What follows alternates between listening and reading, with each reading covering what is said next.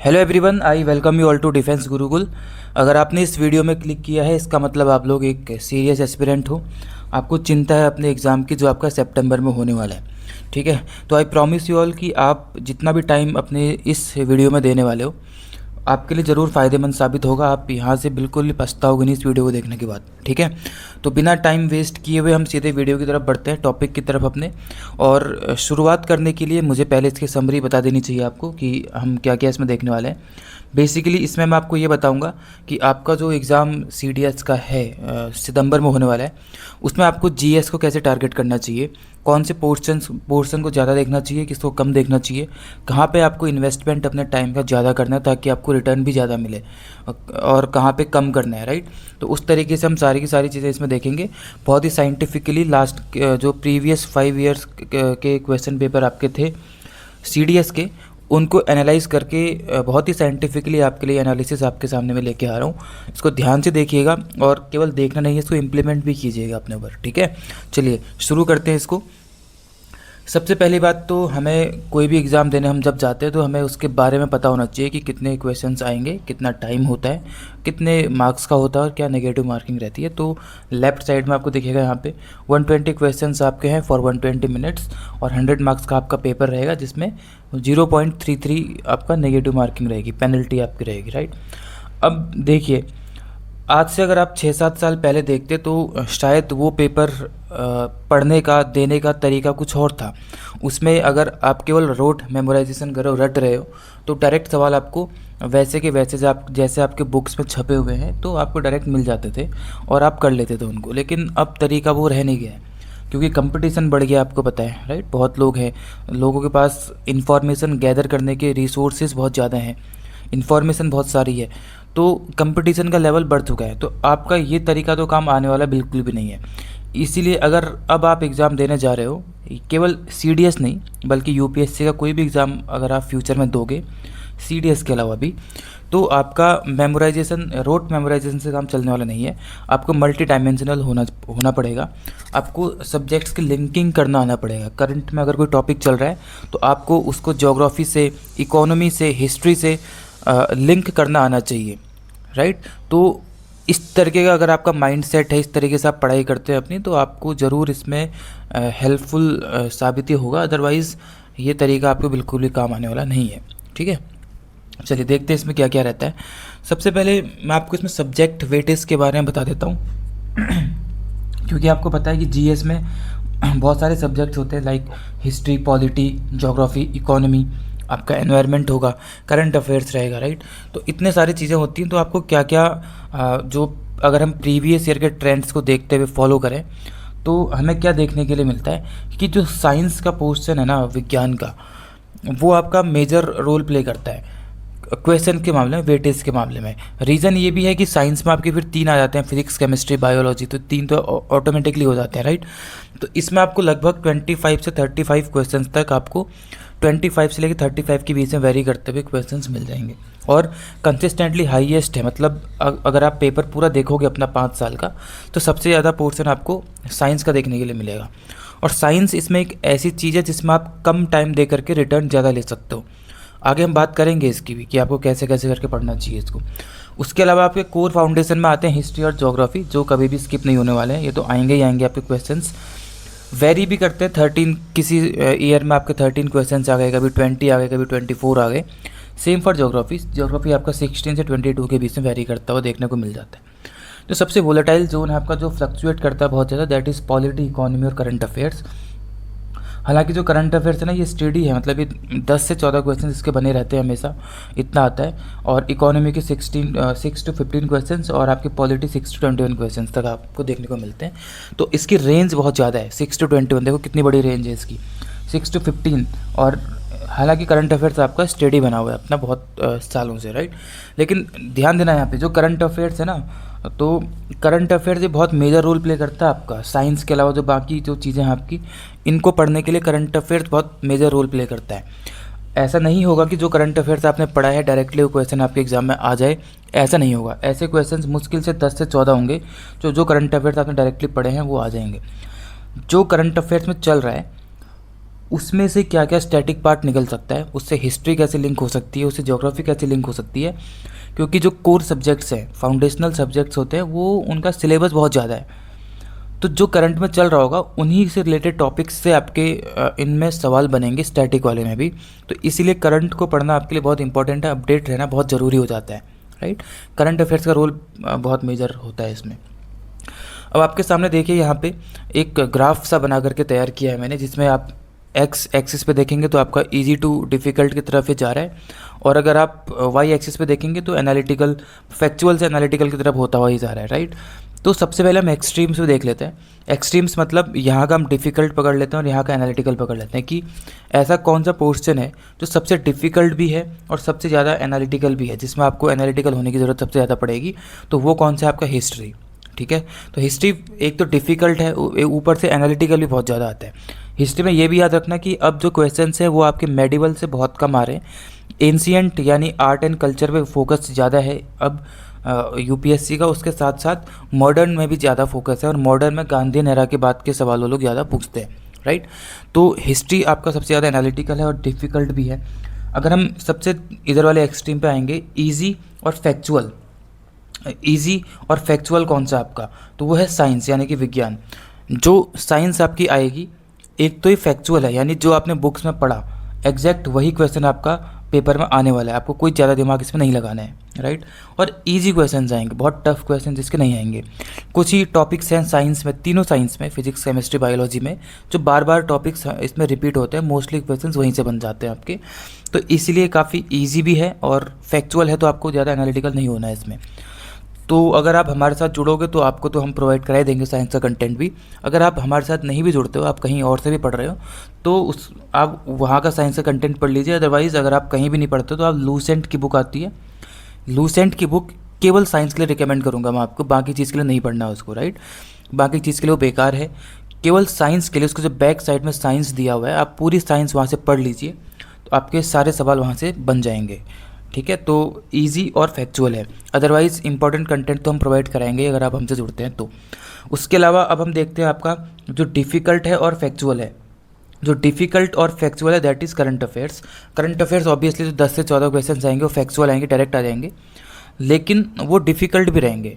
उनको समझना मुश्किल होता है कि पता नहीं कहाँ से पूछेगा, क्या पूछेगा। कभी कभी आपसे, वैसे आइडियली तो ये होता है कि 6 to 8 मंथ से करंट अफेयर्स पूछे जाते हैं, लेकिन कभी कभी 1 to 1.5 साल पुराना भी आ जाता है, और ज़रूरी नहीं है कि जो आपने पढ़ा है वही सवाल वहाँ पे आएगा।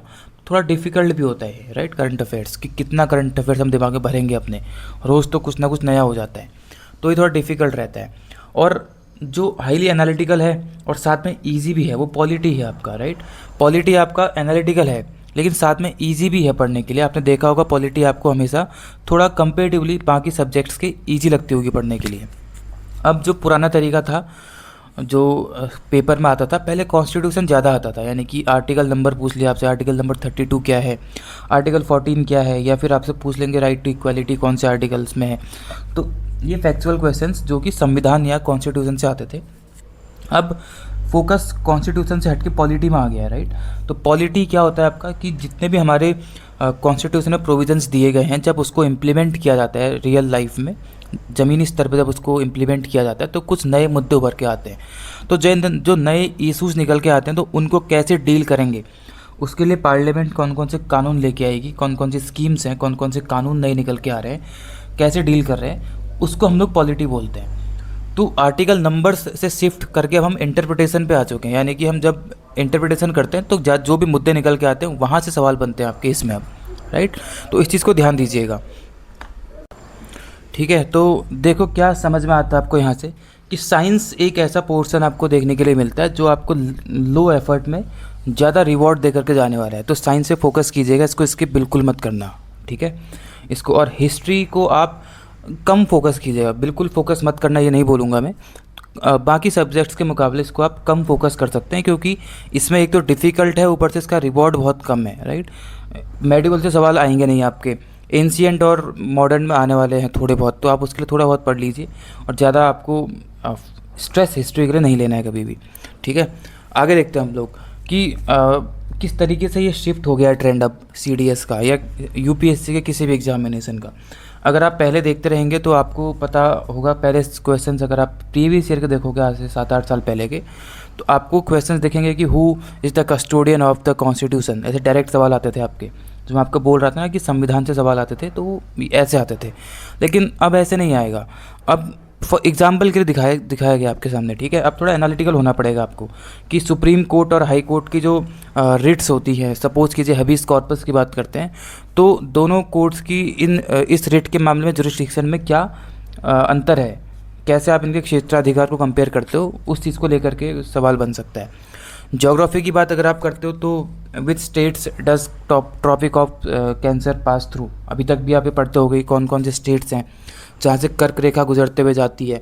अच्छी बात है, पढ़ना भी चाहिए, लेकिन सवाल डायरेक्टली ऐसे नहीं आने वाले हैं, राइट। इसमें क्रॉस रेफरेंसिंग के सवाल आ जाएंगे कि longitudinal alignment of major cities, इनको क्रॉस रेफरेंसिंग कीजिए इनकी, तो इस तरीके से सवाल आ जाएंगे। पहले क्वेश्चन आते थे कि लेंस पावर कैलकुलेट करो, आप फॉर्मूला लगाते थे उसमें कि P = 1/f और निकाल के आंसर टिक करके आते थे साइंस में। अब ऐसा नहीं होगा। जो जियोमेट्रिक ऑप्टिक्स है, इसको आपको डिफेंस इमेजिंग सिस्टम, क्योंकि आप डिफेंस का एग्जाम दे रहे हो तो उसके साथ एसोसिएट करके आपके सवाल यहाँ पे बन सकते हैं, ठीक है। तो इस तरीके से आपका एग्ज़ाम का ट्रेंड शिफ्ट हो गया है, तो इस चीज़ को आपको दिमाग में रखना है हमेशा, ठीक है। ठीक है, चलो आगे बढ़ते हैं। अब इसमें हम लोग देखते हैं क्या आगे। तो अब बात कर लेते हैं, जो मैं शुरुआत में बात कर रहा था कि करंट को कैसे पढ़ना है आपको, राइट। तो करंट अगर आप केवल जो 6 to 8 मंथ्स का पढ़ोगे और केवल करंट पे ही ध्यान देके चले जाओगे तो आप शायद 10 से 12 क्वेश्चंस मैक्सिमम कर पाओगे। उसके अलावा जो आपको जो फाउंडेशनल सब्जेक्ट्स हैं, बाकी हिस्ट्री, पॉलिटी एंड ऑल, आप उसको ना पूरा सिलेबस रटते रह जाओगे और आपको टाइम की कमी फील होगी और आप पूरा पढ़ भी नहीं पाओगे उसको कभी भी।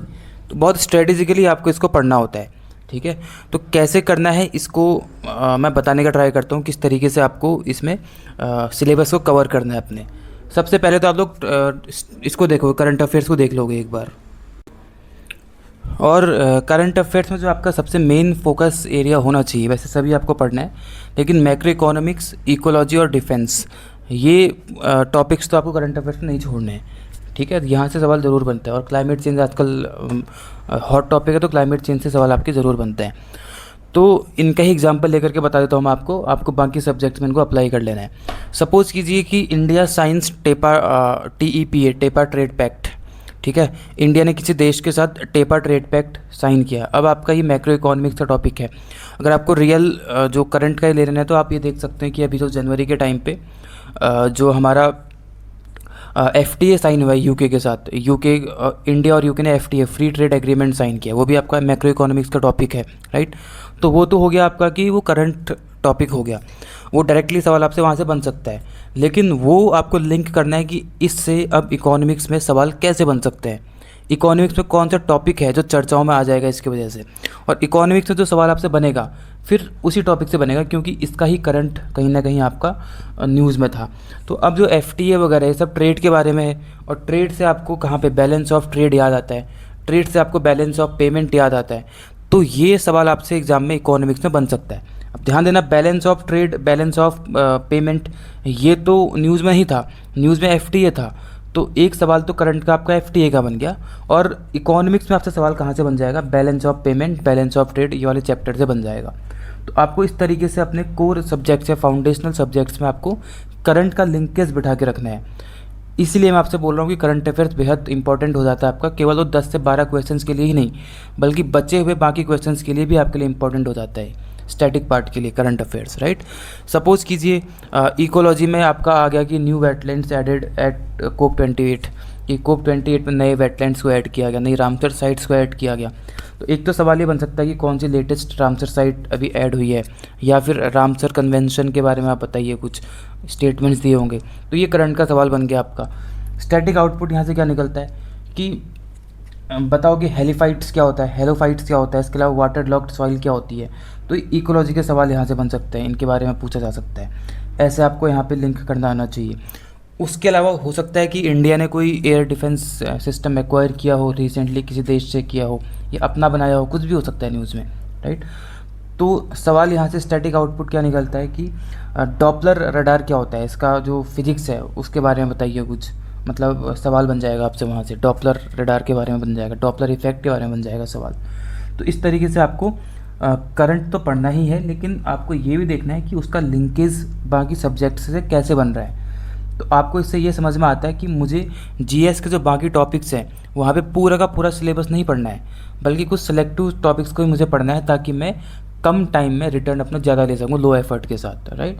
तो वो आपको समझ में आना चाहिए। ये अगर माइंडसेट है आपका, तो आप सीडीएस का एग्ज़ाम बहुत इजीली क्रैक कर जाओगे। और सीडीएस ही नहीं, बल्कि यूपीएससी का कोई भी एग्ज़ाम आप क्लियर कर जाओगे, अगर आपको आपके माइंड में ये स्ट्रेटेजी क्लियर है तो। ठीक है, आपको इस तरीके से करना होता है।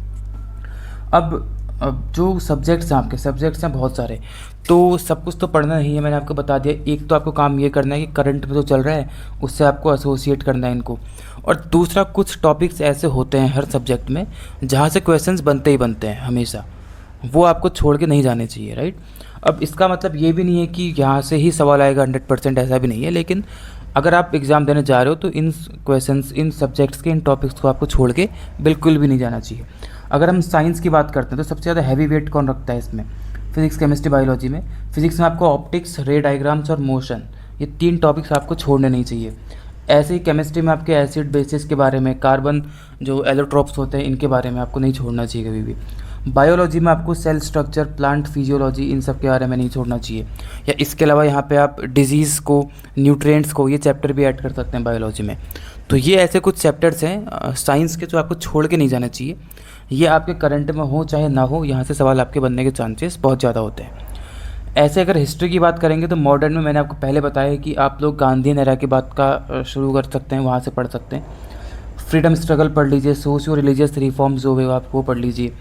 एंशियंट में आप हमारी जो इंडस वैली सिविलाइजेशन है इसके बारे में पढ़ लीजिए। बुद्धिस्ट या जैन टेक्स्ट के बारे में देख लीजिए, यह एक आपका आएगा एंशियंट में। उसके अलावा आर्ट एंड कल्चर देख लीजिए, जहाँ पे आपको द्रविड़ और नागर स्टाइल टेम्पल्स के बारे में देखना होता है। ठीक है, तो पेंटिंग्स के बारे में देख लीजिए थोड़ा सा, डांस फॉर्म्स के बारे में देख लीजिए, म्यूजिशियंस, क्लासिकल म्यूजिशियंस के बारे में देख लीजिए। ठीक है, वो आपका एंशियंट में इंपॉर्टेंट हो जाता है। मेडिवल वैसे तो बहुत इंपॉर्टेंट नहीं रह गया, इसलिए मैंने इसको यहाँ पे 3rd नंबर पर रखा है मेडिवल में। लेकिन फिर भी अगर आपको पढ़ना, आपका मन नहीं मानता है, तो आप थोड़ा सा दिल्ली सल्तनत का जो प्रशासन था, एडमिनिस्ट्रेशन था, आप उसको रिवाइज़ कर लीजिए, वहाँ से सवाल बन सकते हैं। मुग़ल से आना बहुत मुश्किल है, क्योंकि आपको पता है कि रिसेंटली गवर्नमेंट ने डिसीजन भी लिया है कि एनसीईआरटी से हम लोग मुगल्स के कई सारे टॉपिक्स को हटाएंगे। मोस्ट ऑफ द पोर्शन वहाँ से हटाया जा रहा है। तो ये आपके लिए एग्ज़ाम में सवाल आएगा, इसके चांसेस बहुत कम है। फिर भी अगर आपका मन नहीं मानता है तो आप दिल्ली सल्तनत को पढ़ सकते हैं, एडमिनिस्ट्रेशन को। अगर ज्योग्राफी की बात करेंगे, भूगोल की, तो आपको इसमें क्लाइमेटोलॉजी और जियोमॉर्फिक लैंडफॉर्म्स के बारे में छोड़ना नहीं चाहिए, इनको पढ़ लेना चाहिए। हिमालयाज़ वर्सेस पेनिनसुलर ड्रेनेज के बारे में पढ़ लीजिए। ठीक है, आपको इस तरीके से ज्योग्राफी को कवर कर लेना है। आगे बढ़ते हैं हम लोग। और ज्योग्राफी में आपको क्या कर लेना है कि जो भी करंट में, अगर मान लो किसी देश के साथ हमारे लैंड बाउंड्री डिस्प्यूट चल रहा है, तो वहाँ की ज्योग्राफी कैसी है, वहाँ पे अगर कोई लेक पाई जाती है, तो कोई रिवर्स है, तो कोई माउंटेन है, तो या कुछ है, तो ऐसा, तो आप उस चीज़ को देख लीजिए। जैसे नेपाल के साथ अभी हमारा डिस्प्यूट चल रहा है काफ़ी टाइम से, लेकिन अभी मानसून के टाइम पे या इस महीने में ये वापस से ट्रिगर हो गया है। इसीलिए हो गया है क्योंकि अब कैलाश मानसरोवर जाएंगे लोग, वहाँ की यात्रा चलेगी, तो ऑल्टरनेट रूट नेपाल का उत्तराखंड से होते हुए जा रहा है। तो उस वजह से नेपाल बार बार अपने पार्लियामेंट में क्लेम कर रहा है कि हमने कई सारे टेरिटरीज हैं इंडिया की जिसको हमने कैप्चर कर रखा है। तो आपने देखा होगा कि नाला पानी, काला पानी, जो लिम्पियाधुरा विवाद है इंडिया का और नेपाल का जो बीच में, वो काफ़ी इंपॉर्टेंट दोबारा से न्यूज़ में आ रहा है। तो वहाँ की टेरेन को देख लीजिए, अगर वहाँ कोई नदी बहती है तो वहाँ कौन से हिमालयाज़ है, ठीक है, उन चीज़ों को देख लीजिए। वो ज्योग्राफी आपसे पूछी जा सकती है। अगर पॉलिटी की बात करोगे तो पॉलिटी में फंडामेंटल राइट्स आपको कभी नहीं छोड़ने चाहिए। फंडामेंटल राइट्स आप सारे देख लीजिए।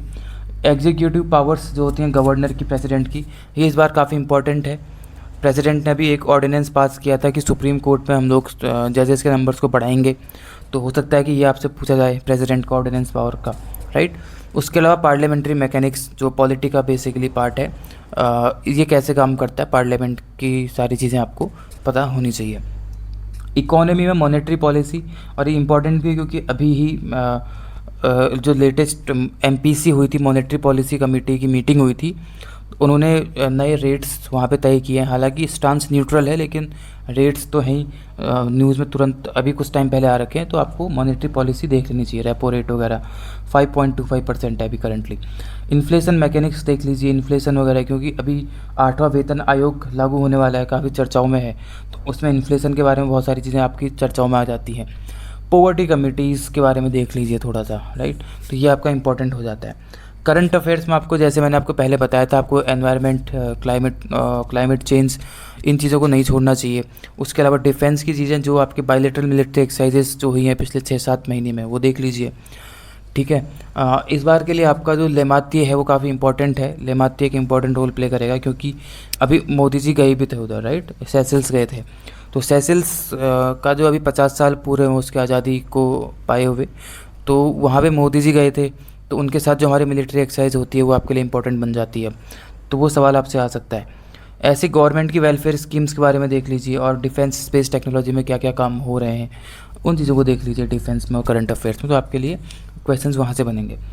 एनवायरनमेंट इकोलॉजी में आप बायोडाइवर्सिटी कन्वेंशंस देख लीजिए, और क्लाइमेट चेंज के जो जो प्रोटोकॉल्स पहले हुए हैं वो सारे देख लीजिए, ठीक है। आपने पृथ्वी कन्वेंशन पढ़ा होगा, बॉन कन्वेंशन पढ़ा होगा आपने, राइट, वियना कन्वेंशन पढ़ा होगा, पेरिस कन्वेंशन पढ़ा होगा आपने। अभी लेटेस्ट मैंने इस पे वीडियो भी बनाया हुआ था कि वर्ल्ड बैंक ने वापस से इंडिकेट किया कि हम लोग जो क्लाइमेट चेंज के लिए हम फंडिंग करते हैं उससे हम बैकआउट करेंगे CCAP में जितना भी होता है। तो CCAP क्या है, क्लाइमेट चेंज एक्शन प्लान क्या होता है, पेरिस कन्वेंशन क्या है, ये सब आपके लिए इंपॉर्टेंट हो जाता है।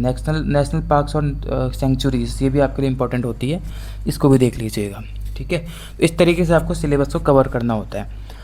अब अगला है आपका कि हाई यील्ड टारगेट्स क्या क्या हैं। ऐसे वो कौन कौन सी चीज़ें हैं जो आपको बिल्कुल भी नहीं छोड़नी है, जहाँ पे आपको मतलब 80-20 रूल इसको बोला जाता है। 80-20 रूल मतलब क्या है कि आपका एफर्ट, जहाँ पे आपका रिटर्न 80% हो और उसमें एफर्ट आपका 20% लगे। बेसिकली जो सब्जेक्ट्स यहाँ पे मैंने लिए हैं वो 20% ऑफ द सिलेबस है।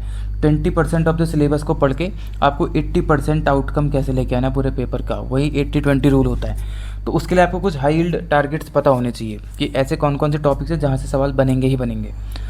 तो वो कौन कौन से, जो मैंने पहले ही बताया आपको, ऑप्टिक्स और रे डायग्राम्स आपको अच्छे से कर लेना है। फंडामेंटल राइट्स और रिट्स के बारे में अच्छे से पढ़ लेना है आपको। ये सारा कुछ मिला करके है, ठीक है, पूरा GS मिला करके बता रहा हूँ आपको। इंडियन ड्रेनेज सिस्टम पढ़ लीजिएगा, मॉडर्न फ्रीडम मूवमेंट्स देख लीजिएगा, और सेल स्ट्रक्चर देख लीजिएगा। ये 5-6 टॉपिक्स ऐसे हैं जो आपके बहुत इंपॉर्टेंट होते हैं। हाई यील्ड टारगेट्स में प्रायोरिटी में आपके ये होने चाहिए। उसके अलावा जो इसके एक स्टेप नीचे आते हैं, इनको भी आपको पढ़ना चाहिए, छोड़ना नहीं चाहिए इनको भी। वो आपके कॉन्स्टिट्यूशनल एग्जीक्यूटिव पावर्स के बारे में, उसके अलावा केमिकल रिएक्शंस और एसिड और बेसिस के बारे में, बुद्धिज़्म, जैनिज़्म और poverty committees like Tendulkar committees and all, आपको ये भी पढ़ लेने चाहिए। उसके बाद जो 3rd नंबर पे हैं, ये भी आपके इंपॉर्टेंट है, लेकिन इंपॉर्टेंट में 3rd नंबर पे 3 फेजेज़ में डिवाइड किया मैंने इसको। तो फर्स्ट फेज ये वाला था, सेकंड ये वाला, थर्ड अब सबसे लास्ट में जो है पार्लियामेंट्री डिस्क्वालिफिकेशंस के बारे में देख लीजिएगा, बायलैटरल डिफेंस एक्सरसाइजेस के बारे में देख लीजिएगा, और ओशन रिलीफ्स और करंट्स, इनके बारे में पढ़ लीजिएगा। तो ये आपको इसी सीक्वेंस में पढ़ना है अगले 2 महीने में अपने GS को, ताकि आप इसको अच्छे से कवर कर सको। या तो आप सेल्फ स्टडी कीजिए, या तो आप जहाँ ऑलरेडी अगर कहीं से पढ़ रहे हैं तो आप वहाँ से पढ़ लीजिए, या फिर अगर आपको लगता है कि हम आपके लिए कुछ कर सकते हैं तो हमें बताइए। We will plan something for you for this 2 months, right. जितना भी टाइम बचेगा उसमें आपको क्या करना चाहिए, स्ट्रक्चर्ड प्लान हम लोग ट्राई हमारी ऐप पे कर सकते हैं। आगे बढ़ते हैं हम लोग। अगर जो आप पिछले 5-6 साल का एनालिसिस करोगे तो उसके आधार पे फ्यूचर में कैसे सवाल बन सकते हैं, ठीक है, कहाँ कहाँ से क्या क्या चीज़ें आ सकती हैं, उसको एक बार देख लेते हैं। फ्यूचर ट्रेंड फॉरकास्ट कर लेते हैं। ये मैंने कर लिया आपके लिए, आपको यहाँ पे अब करने की ज़रूरत नहीं है। आप ये देख पाओगे कि moving away from isolated definitions, जो आइसोलेटेड डेफिनेशंस होती है उनसे हटिए, उनमें जाने की ज़रूरत नहीं है, आपको कुछ नहीं पढ़ना उसको, ठीक है, वो सब हटाइए। पहले तो साइंस की बात मैं कर रहा हूँ। उसके अलावा जियोपॉलिटिकली आपको, जो जियोपॉलिटिकली ट्रिगर्ड ज्योग्राफी है, जैसे मैंने आपको नेपाल का एग्जांपल दिया, क्योंकि वहाँ पे अब वो न्यूज़ ट्रिगर हो चुकी है अचानक से, तो वहाँ की ज्योग्राफी आपसे पूछी जा सकती है, राइट। तो इसी तरीके से अगर आप देखोगे कि जो अभी अमेरिका ईरान इजराइल वॉर हुई है, तो उस रीजन के बारे में ज्योग्राफी आपसे सवाल बन सकता है, ठीक है। वो गल्फ ऑफ एडन क्या है, और स्ट्रेट ऑफ हॉर्मुज किस किस देश को जोड़ती है, किस किस के बीच में है, कौन कौन सी कंट्रीज़ हैं वहाँ पे जो इससे अफेक्ट होते हैं इसकी ट्रेड से, राइट। तो उन देशों के बारे में, उन देशों में पर्टिकुलरली इजराइल, ईरान, अमेरिका, ये सब में कोई मेजर रिवर्स हैं तो, या वहाँ के कोई माउंटेन्स है तो आपको इस तरीके से ही ज्योग्राफी को पढ़ना होता है। जो जियोपॉलिटिकली अभी विश्व में चल रहा है, आपको वहाँ से ज्योग्राफी को कवर करना रहेगा इस तरीके से। और एक आपका है कॉन्टेक्चुअल आर्ट एंड कल्चर, जो करंट में जो गवर्नमेंट है बेसिकली, ये ऐसा माना जाता है कि आर्ट एंड कल्चर पे बहुत फोकस करती है अपने इंडियन, तो इसलिए इसकी जितनी भी संस्थाएं रहेंगी वो सवाल भी यहीं से पूछेंगी कहीं ना कहीं, राइट। तो अब आपको अपने आर्ट एंड कल्चर पे भी फोकस करना होगा। अब इसके लिए आपको डेट्स याद करने की ज़रूरत नहीं है कि आप डेट्स रटने बैठे हैं, तो डेट्स मत पढ़िएगा, आप टेम्पल स्टाइल्स के बारे में पढ़ लीजिएगा, राइट।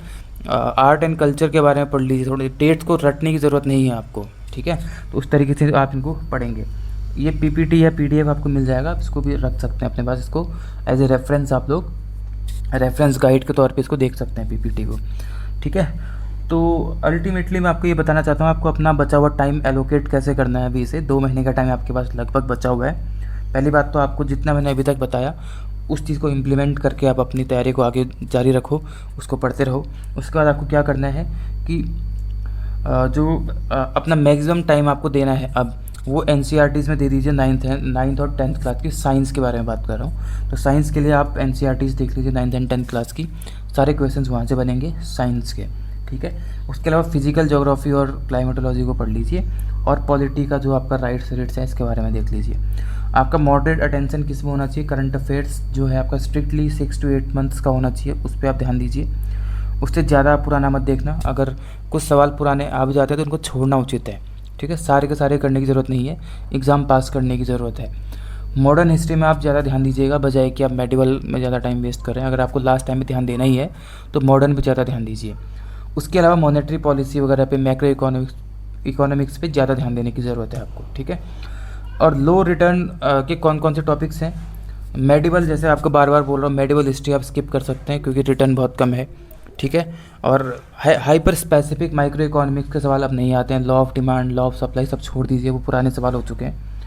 और कोई भी इंटरनेशनल डेट्स को आप उनका रोट मेमोराइजेशन स्टॉप कर दीजिए, वो सब कुछ आपको नहीं पढ़ने हैं, ठीक है। चलो लास्ट में देखते हैं हम लोग आपका स्मार्ट स्टडी और फाइनल अप्रोच क्या होनी चाहिए, कि लास्ट में आपको कैसे कैसे करके आगे बढ़ना है, ठीक है। तो इसको देखते हैं हम लोग।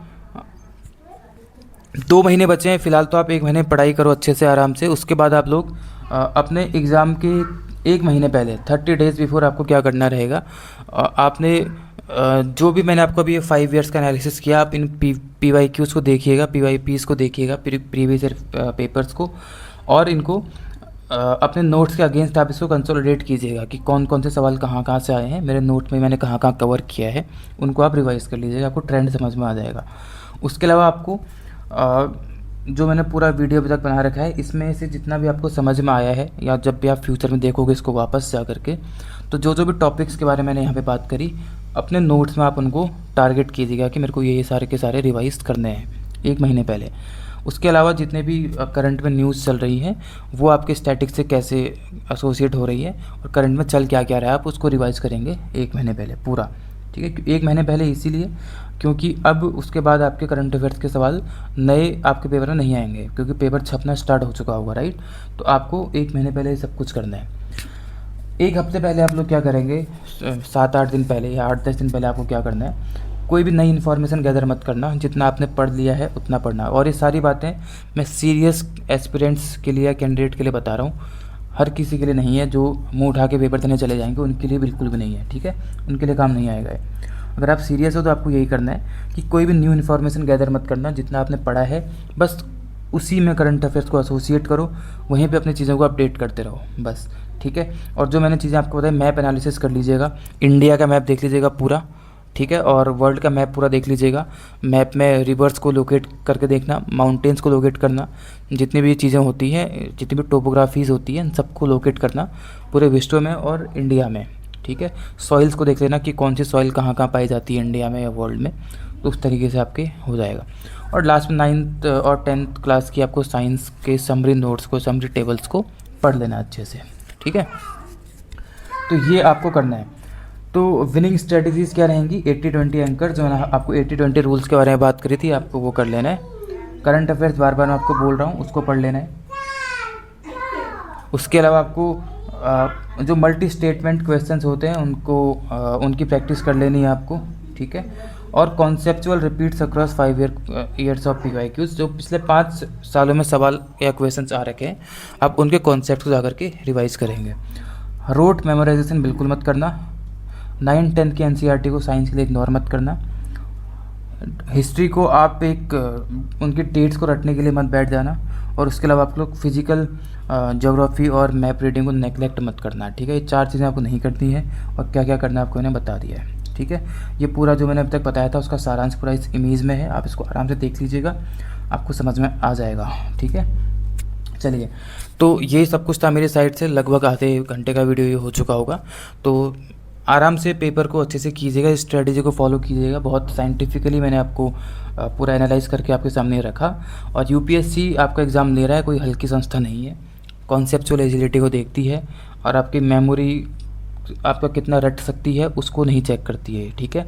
और अगर आप GS अच्छे से करते हैं तो एक बहुत बड़ी गलतफहमी लोगों में होती है कि GS हमारा केवल फर्स्ट फेज़ के लिए है, या जो आपका एग्ज़ाम है उसके लिए है। तो ऐसा नहीं है। यही GS आपका इंटरव्यू में भी काम आएगा, SSB में, और आगे भी काम आएगा। इससे आपका माइंड खुलता है और आपको ऑब्जर्वेशन स्किल आपकी बढ़ती है। तो GS को अच्छे से पढ़िएगा। सब्जेक्टिव नेचर का ये सब्जेक्ट होता है, इसको अच्छे से पढ़ना होता है और अच्छे से इसको करना होता है, राइट। तो इसको पूरा आगे लॉन्ग टर्म के लिए पढ़ना है, इसको लॉन्ग टर्म के लिए सोच के पढ़ना है। तो आराम से इसको कॉन्सेप्चुअल क्लैरिटी के साथ पढ़िएगा। रोट मेमोराइजेशन इसका नहीं करना है, ठीक है। चलो, तो इतना सब कुछ है। अगर आपको कोई हमसे हेल्प चाहिए होगी तो आप हमें मैसेज या कमेंट्स के थ्रू आप बता दीजिए। तो हम आपके लिए क्रैश कोर्स भी डिज़ाइन कर सकते हैं इसका 1-1.5 महीने का, जो आपको ज़रूर हेल्पफुल साबित होगा, ठीक है। हालांकि ये हमारा नया चैनल है तो इसमें बहुत सारे लोग अभी नहीं जुड़े हैं, धीरे धीरे जुड़ जाएंगे, लेकिन शुरुआत ऐसे ही होगी, ठीक है। तो आप लोग शुरुआत कीजिए इसमें। आपको लगता है कि हेल्पफुल हम हो सकते हैं आपकी जर्नी में, तो आप ज़रूर इसको अपनी डिमांड्स, अपने सजेशन बताइएगा, हम उसमें हम ज़रूर काम करेंगे, ठीक है। चलिए, फ़िलहाल आप इस वीडियो को देखने के बाद पढ़ाई पे वापस जा सकते हैं। थैंक